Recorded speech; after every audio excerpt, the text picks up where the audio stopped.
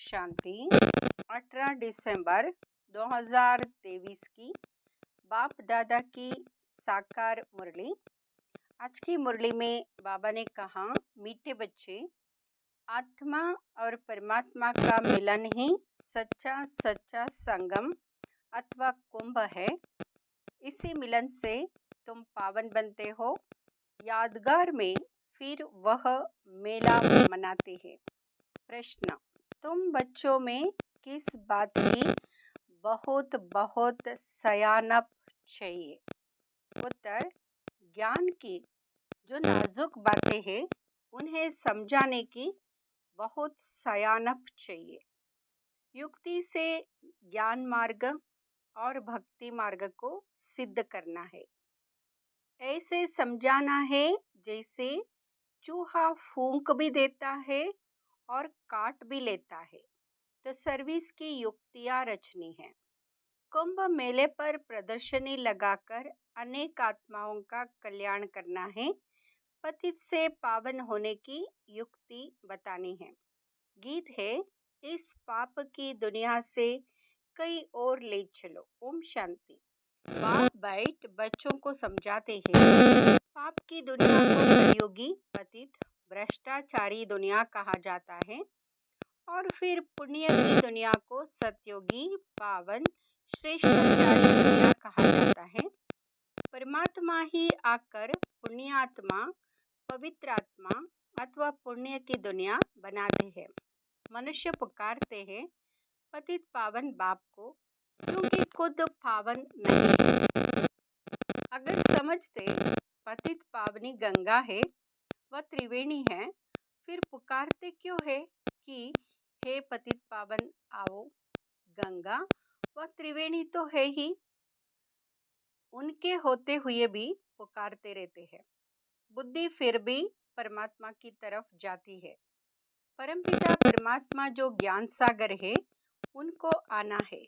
सिर्फ आत्मा नहीं, लेकिन पवित्र जीवात्मा कहा जाएगा। अभी पावन जीवात्मा तो कोई है नहीं।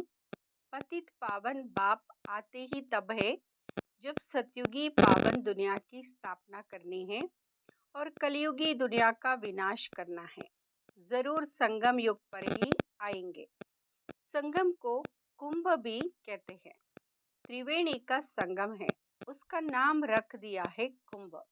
कहते हैं तीनों नदियां आपस में मिलती है। वास्तव में है दो नदियां, तीसरी नदी को गुप्त कह देते। तो क्या इस कुंभ के मेले में पतित से पावन होंगे? पतित पावन को तो जरूर आना है। ज्ञान का सागर वह है। दुनिया को पावन बनाना, कलयुग को सतयुग बनाना, यह तो परमपिता परमात्मा का ही काम है, ना कि मनुष्यों का। यह तो सब ब्लाइंड फेथ है। अब अंधों को लाठी चाहिए। तुम अब लाठी बने हो नंबरवार पुरुषार्थ अनुसार। लाठियाँ भी किस्म किस्म की होती है। कोई लाठी 100 रुपये की और कोई 2 रुपये की भी मिलती है। यहाँ भी सब नंबरवार है। कोई तो बहुत सर्विसेबल है। जब बीमार होते हैं तब सर्जन को बुलाना पड़ता है। अब यहाँ है ही पतित दुनिया, तुम पावन बन रहे हो। कहाँ जाता है? आत्मा परमात्मा अलग रहे बहुकाल। फिर जब परमपिता परमात्मा अनेक आत्माओं के बीच आते हैं तो उसको कहा जाता है संगम का कुंभ। मनुष्य कुंभ के मेले पर बहुत दान करते हैं। वह कमाई होगी साधु संतों की और गवर्नमेंट को। यहाँ तुमको तन मन धन सहित सब कुछ दान करना होता है पतित पावन बाप को। वहाँ फिर तुमको भविष्य में स्वर्ग का मालिक बनाते हैं। वहाँ नाम लेते हैं त्रिवेणी का और दान देते हैं साधु संतों को। वास्तव में संगम उसको कहेंगे जहाँ सब नदियाँ आकर सागर में मिले। वहाँ सागर तो है नहीं, यह तो नदियाँ आपस में मिलती है। नदियाँ और सागर के मिलन को ही सच्चा सच्चा मेला कहा जाता है। लेकिन यहाँ भी ड्रामा में नोंद है। इसमें गवर्नमेंट को भी रेल, मोटर गाड़ी, जमीन आदि से बहुत कमाई होती है, तो यह कमाई का मेला लगता है। इन बातों को तुम बच्चे जज कर सकते हो, क्योंकि तुम हो ईश्वरीय मत पर। तो कुंभ के मेले का अर्थ निकालना चाहिए। बाबा ऐसे निबंध देते हैं, जो सेंसिबल बच्चे हैं उनको उठाना चाहिए। नंबर 1 सबसे सेंसिबल तो है अम्मा, फिर दूसरा है संजय, जिसको फिर बांटने के लिए पर्चे बनाना पड़े। यह त्रिवेणी पतित पावनी नहीं है। पतित पावन तो सर्व का सदगति दाता एक शिव बाबा है। त्रिवेणी को तो सदगति दाता नहीं कहेंगे। यहाँ नदियाँ तो है ही, आने की बात नहीं।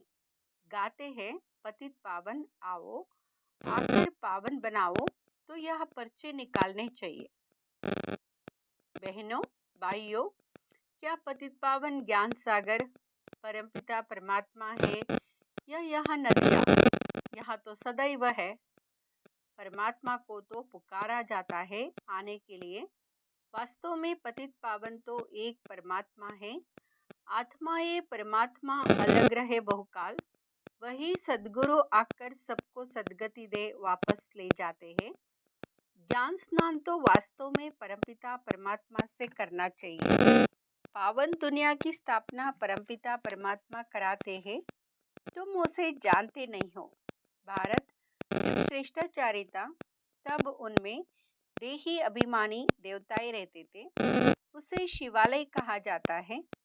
अब कुंभ पर जाकर बच्चों को प्रदर्शनी लगानी चाहिए समझाने के लिए।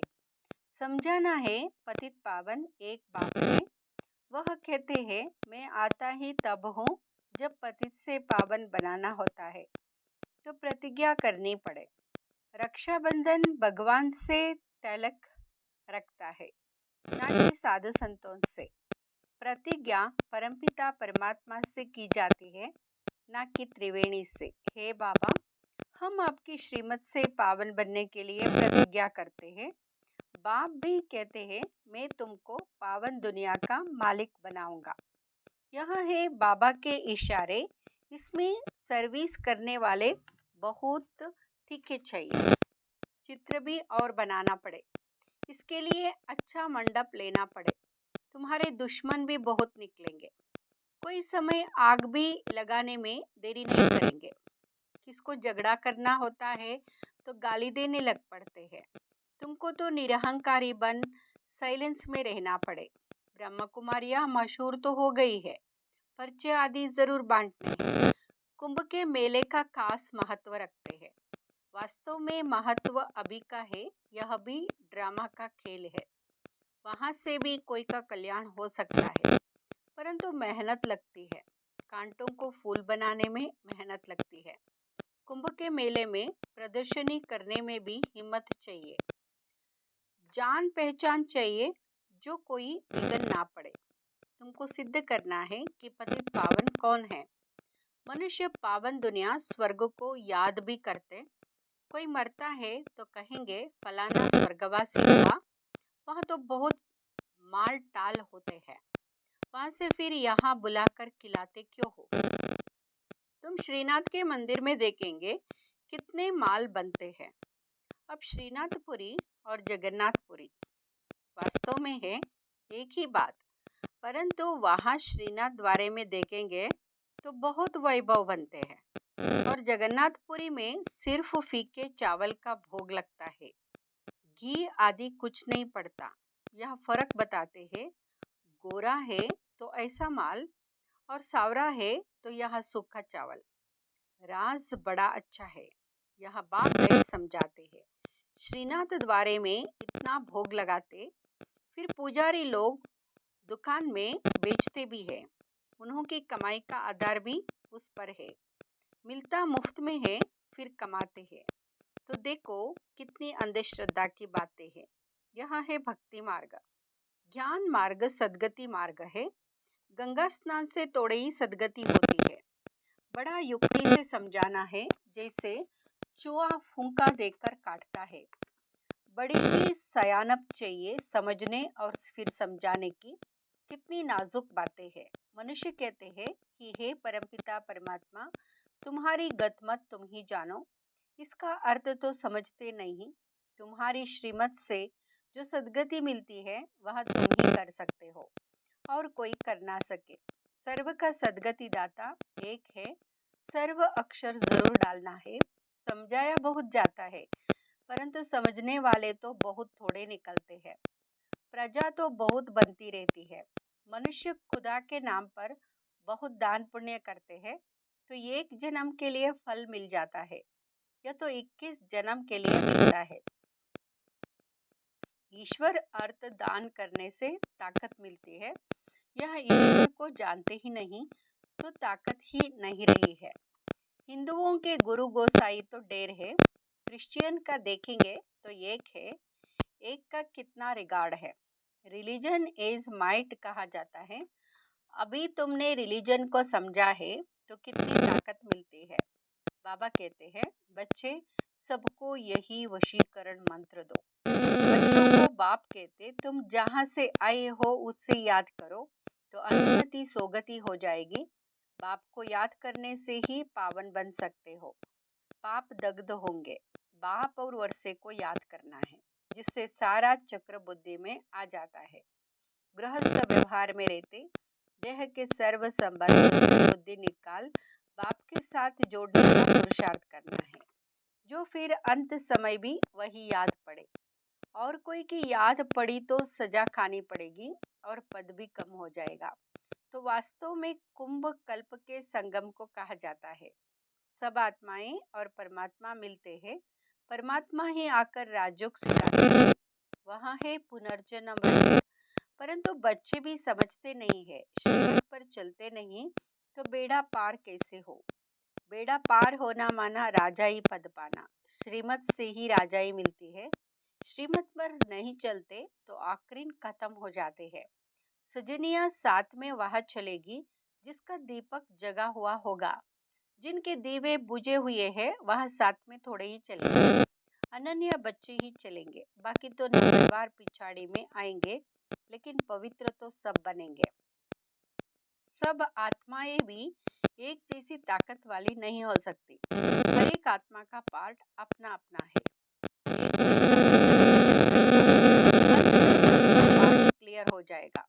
झाड़ कितना बड़ा है, कितने मनुष्य है, मुख्य तो जो बड़े बड़े टाल टालियां है वह देखने में आएंगे।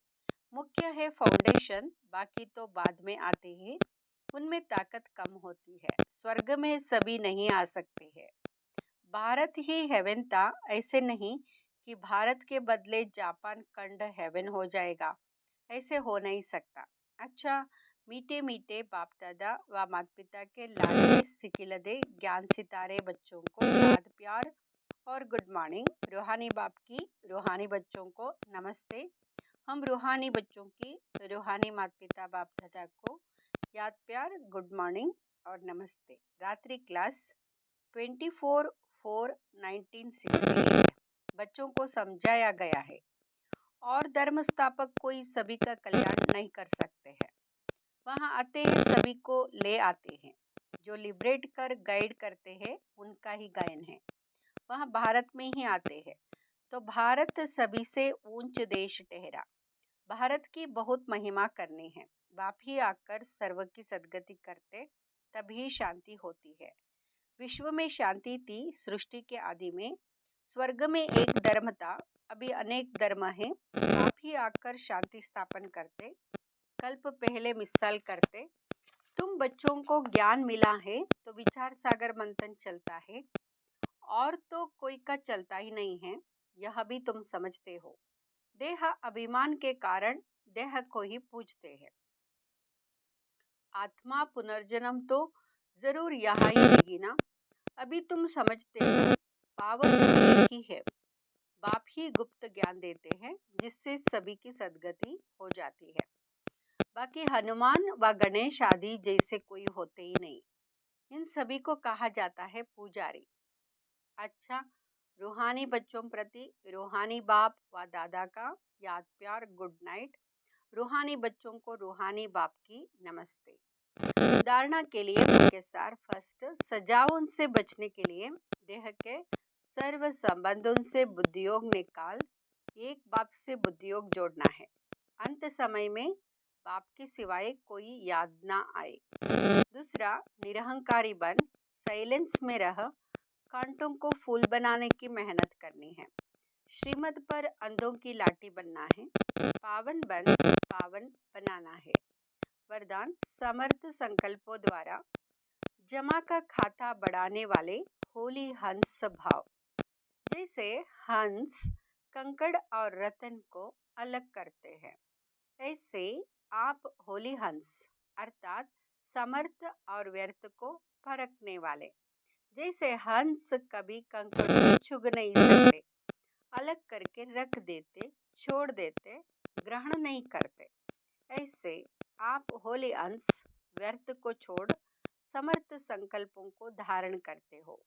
व्यर्थ तो बहुत समय सुना, बोल किया, लेकिन उसके परिणाम में सब कुछ गवाया। अब गवाने वाले नहीं, जमा का खाता बढ़ाने वाले हो। स्लोगन, स्वयं को ईश्वरीय मर्यादाओं के कंगन में बांध लो तो सर्व बंधन समाप्त हो जाएंगे। स्वयं को ईश्वरीय मर्यादाओं के कंगन में बांध लो तो सर्व बंधन समाप्त हो जाएंगे। ओम शांति।